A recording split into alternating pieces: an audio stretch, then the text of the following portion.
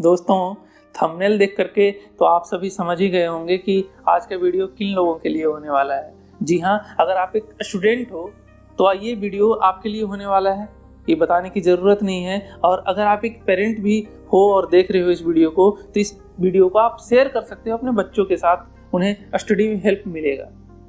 तो नॉर्मली ऐसा देखा गया है कि हम जितने भी सब्जेक्ट्स होते हैं, ऐसा बहुत ही रेयर स्टूडेंट होंगे जिनको कि सारा का सारा सब्जेक्ट में इजी लगे और सारा सब्जेक्ट जो है बराबर इंटरेस्ट हो। ऐसा बहुत कम देखा गया है। तो नॉर्मली होता ही ऐसा है कि कोई ना कोई सब्जेक्ट हमारे लिए ऐसा होता है जो बोरिंग लगता है या डिफिकल्ट लगता है।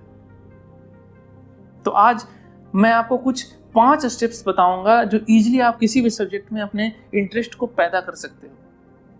इतना इजी आपको लगेगा कि ऐसा भी हो सकता है, जो कि मेरे साथ हुआ, कि आपको हो सकता है कि जो सब्जेक्ट आपको काफ़ी डिफ़िकल्ट लग रहा था वो सब्जेक्ट आपके लिए सबसे फेवरेट हो जाए, और जो आपको इजी लग रहा था आपका वो सेकेंडरी फेवरेट हो जाए।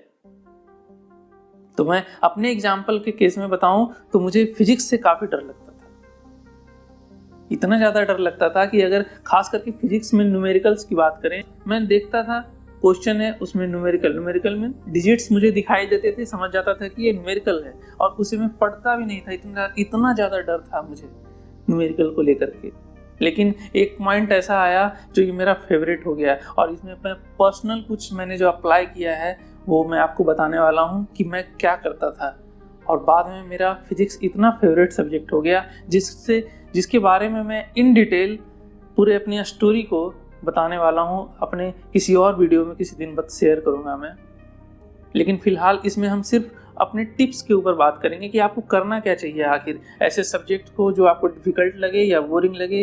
या टॉपिक की बात करूँ तो टॉपिक को भी आप एक टॉपिक को कैसे इंटरेस्टिंग बना सकते हो, इंटरेस्ट पैदा कर सकते हो, तो उसमें हम बात करते हैं। तो चलिए शुरू करते हैं। तो सबसे पहले आपको क्या करना है, आपने कभी सोचा है कि आपको कोई सब्जेक्ट डिफ़िकल्ट क्यों लगता है?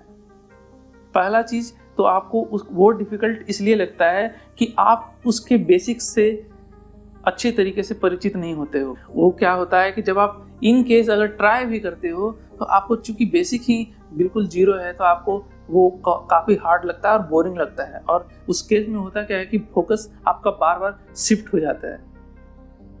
आप पढ़ाई करना चाहते हो, पढ़ना भी चाहते हो, लेकिन आपका ध्यान कहीं दूसरी जगह चला जाएगा, क्योंकि उसमें इंटरेस्ट नहीं आ रहा ना, आपको उस समझ में नहीं आ रहा। हर एक वर्ड आपको जो है बहुत ही डिफिकल्ट नजर आता है। तो इस केस में आपको सबसे पहले क्या करना है कि बेसिक को आपको समझना होगा। अगर न्यूमेरिकल है तो न्यूमेरिकल में फॉर्मूला ये सब सारे को समझने का कोशिश करिए। अगर थ्योरी है तो कॉन्सेप्ट को समझने का कोशिश करिए, छोटा छोटा कॉन्सेप्ट को समझने का कोशिश करिए। और स्टार्टिंग में फोकस रखिए कि सिर्फ छोटा छोटे टॉपिक को आप एज ए बेबी स्टेप आप समझने की कोशिश करिए। बेसिक्स को आप क्लियर करने के लिए आप अपने अगर प्रीवियस क्लासेस में आपने उस टॉपिक को आप रिलेटेबल है तो आप उसे प्रेफर कर सकते हो, या फिर अगर करंट में हो आप तो कोई फंडामेंटल बुक आप प्रेफर कर सकते हो। दूसरा स्टेप इसके बाद क्या है कि जब आपने बेसिक को समझ लिया है, बेसिक पे काम कर लिया है, इसके बाद आपको क्या करना है कि आप और ज़्यादा जो है मेन कोर्स जो आपका है, मेन बुक का जो है आपको उसके ऊपर आना है। फिर उस टॉपिक को आप पढ़ो जो टॉपिक आपको एक्चुअली में पढ़ना है। इस केस में होगा क्या कि आप बेसिक तो आपने समझ लिया, लेकिन उसके बावजूद भी आपको उतना ज़्यादा इंटरेस्ट उसमें आएगा नहीं, या फिर हो सकता है यूँ कहूँ कि मैं आपको समझ में नहीं भी आएगा ये टॉपिक। लेकिन करना क्या है आपको कि अपने आप को पेशेंस के साथ ले करके चलना है और कोशिश करते रहना है, समझ में आए या ना आए, लेकिन आपको एक पेशेंस के साथ उसे कोशिश करना है। और जितना हो सके आप बिल्कुल स्लो अपने पेस पे चलो, अपने आप को पूरा टाइम दो उस टॉपिक को या सब्जेक्ट को समझने में।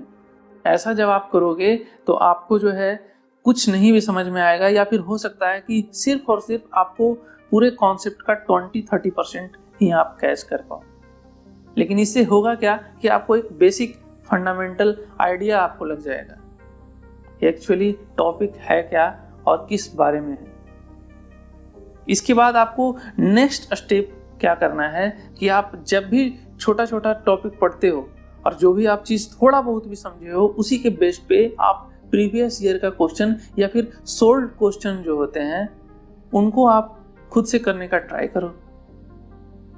ऐसा जब आप करोगे, जब खुद से ट्राई करने की कोशिश करोगे, तो हो सकता है कि कुछ हो या कुछ ना हो, या फिर हो सकता है कि अगर मान लो एक न्यूमेरिकल्स है तो उसमें कुछ पार्ट्स, बिट्स एंड पीसेस में आप उसका सॉल्यूशन निकाल पाओ, पूरा कंप्लीट सॉल्यूशन नहीं निकाल पाओ, लेकिन डेट्स फाइन, वो बिल्कुल फाइन है आपके लिए। आप थोड़ा बहुत भी, आप अगर छोटा मोटा भी आप कॉन्सेप्ट को आप क्वेश्चन में आंसर कर पाते हो या समझ पाते हो तो आपको मोटिवेशन मिलेगा, इससे लगेगा कि नहीं इस चीज़ को मैं कैच कर पा रहा हूँ, ये मेरे लिए बना है। इसके बाद नेक्स्ट स्टेप में आपको क्या करना है कि आपको फिर से वापस बैक टू अपने टॉपिक पे जाना है क्वेश्चन सोल्व करने के बाद, और उस टॉपिक को फिर से एक बार आपको थॉरली पढ़ने की कोशिश करना है। जब आप ऐसा करोगे तो नेक्स्ट टाइम आप देखोगे कि उसमें काफ़ी ज़्यादा जो है आपको इंटरेस्ट आ रहा है। क्यों? क्योंकि आपने पहले बेसिक्स पे काम किया, उसके बाद आपने धीरे धीरे उस चीज़ को, कॉन्सेप्ट को पकड़ने का कोशिश किया। अगर आपने प्रॉब्लम सोल्व नहीं भी किया है अच्छी तरीके से, लेकिन आपको ये मोटिवेशन आ चुका है कि आप चीज़ों को एबल हो कैच करने का, उस सब्जेक्ट को अपना बना सकते हो, ये आपके अंदर बिलीफ आएगा।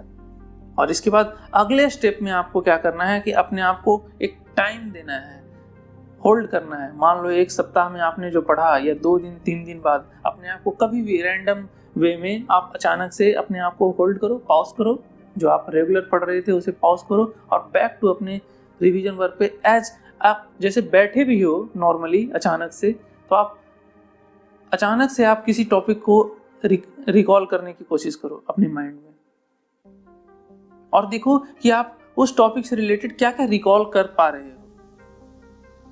आप जो चीज़ आसानी से रिकॉल कर पा रहे हो, समझ लो कि वो चीज़ आपका बिल्कुल ही दिमाग में बैठ चुका है, वो क्लियर हो चुका है वो कॉन्सेप्ट। लेकिन जिसमें आप अटक रहे हो तो आपको एक क्लैरिटी आएगा कि आप कहाँ अभी भी उस पर फोकस करने की ज़रूरत है। आप उसे दोबारा उस टॉपिक को कंसल्ट कर सकते हो, उस पॉइंट को आप प्रेफर कर सकते हो। जब ऐसा आप ये सारे स्टेप्स को आप करोगे तो आपको बहुत ही ज़्यादा इसमें इंटरेस्ट आने लगेगा। ये सारा चीज़ करने के बाद मैं एक थोड़ा हो सकता है कि काफ़ी लोगों के लिए फ़नी होगा, लेकिन ये मेरा पर्सनल अपना जो है, इसमें मैंने अपना ऐड किया है। मैं क्या करता था कि जो चीज़ मान लो बोरिंग भी लग रहा है या टफ भी लग रहा है, लेकिन मुझे पता है कि करना मुझे है, करना तो मुझे ही पड़ेगा।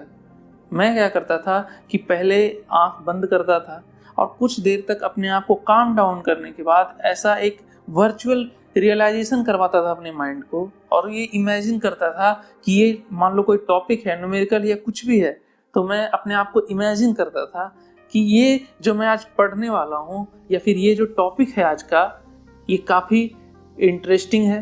ये पहले बिलीफ में फॉल्स बिलीफ होता था, ये मैं अपने आप को बिलीव करता था कि ये इतना इंटरेस्टिंग है और ये इतना यूनिक है जिसके बारे में मेरे अलावा और कोई नहीं जानता, या फिर अगर मैं इस चीज़ को जान लूँगा तो दुनिया का मैं पहला इंसान होऊंगा जो इस चीज़ के बारे में पता लगाऊंगा। एक फॉल्स बिलीफ अपने माइंड में मैं क्रिएट करता था आंख बंद करके। इससे होता क्या था कि मुझे एक अंदर से एक इंटरेस्ट पैदा होता था, एक मोटिवेशन मिलता था कि नहीं, मैं इसे अगर जान लिया तो मेरे लिए ये काफ़ी एक यूनिक एक्सपीरियंस होने वाला है, एडवेंचर टाइप का होने वाला है।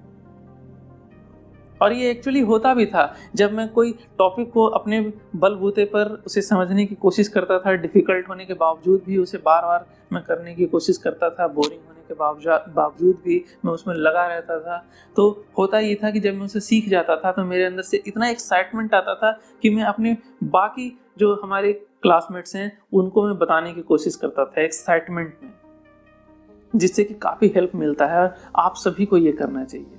तो ऐसे ही मज़ेदार टिप्स पाने के लिए, खास करके स्टूडेंट्स के लिए, अगर आप एक स्टूडेंट हो या फिर पेरेंट हो तो चैनल को सब्सक्राइब कर लीजिए अगर आपने अभी तक सब्सक्राइब नहीं किया है।